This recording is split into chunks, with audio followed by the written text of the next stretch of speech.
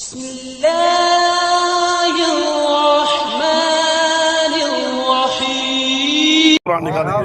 इंशाल्लाह हम, और मैं ये भी बताऊं आपके चैनल से, मैं ऐलान करता हूं इंशाल्लाह, और ये हकीकी मन हमारा जो ऐलान होता है ये टोपी ड्रामा नहीं होता, किसी भी किस्म का नहीं होता।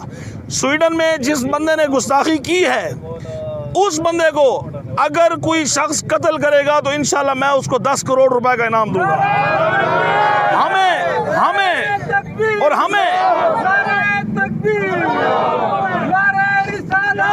और मैं किसी को नहीं कहता, आपके चैनल के तवस्सुल से अगर ये झूठ हो तो मेरे मुंह पर लानत। आपके चैनल के तवस्सुल से मैं बताऊं, हुकूमत मेरे लिए पासपोर्ट का वीज़े का इंतज़ाम करे। मैं ऐलान करता हूं, मेरे लिए पासपोर्ट और वीज़े का ऐलान करे, मुझे स्वीडन भेजे, इंशाल्लाह मैं उसका सर उतार के ले आऊंगा।